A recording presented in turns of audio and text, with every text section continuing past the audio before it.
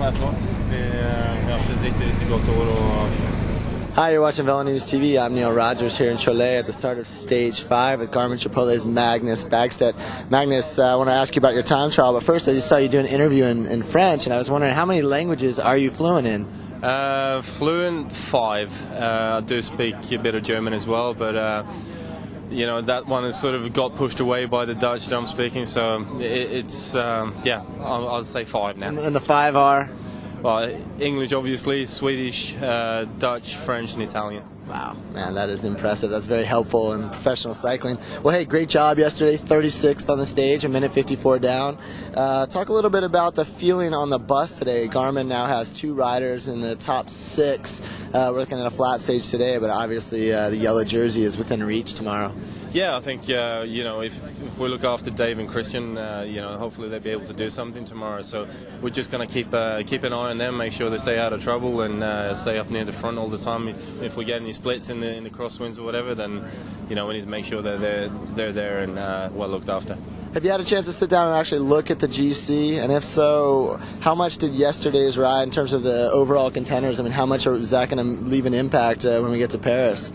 To be honest with you, I haven't actually looked at the GC after yesterday, but you know, my favourite is still Cadel. You know, I think it's going to be difficult to beat when you get to the mountains, but I think Cadel, Valverde, those are the guys who are going to actually battle it out in the end.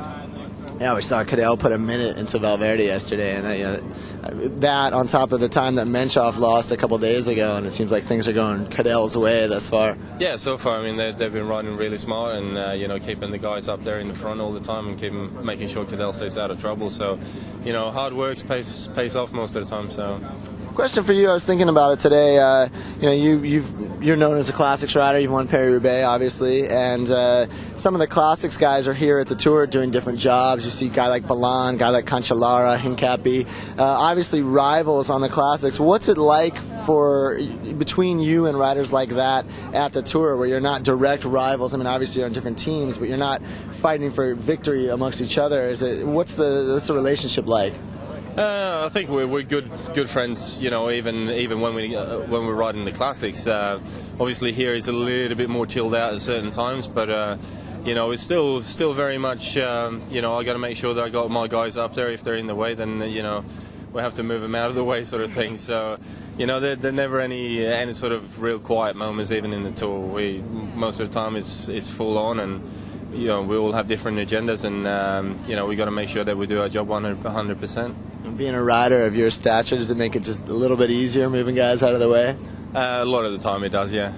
Well, hey, I know you got to go Slipstream. Garmin Chipotle is getting called up for the team classification. Congratulations for that. And we've got a bunch of viewer questions. You can send it to velonewstv@competitorgroup.com. We'll save them for tomorrow, and we'll talk to you then. All right, cool, man. Thanks.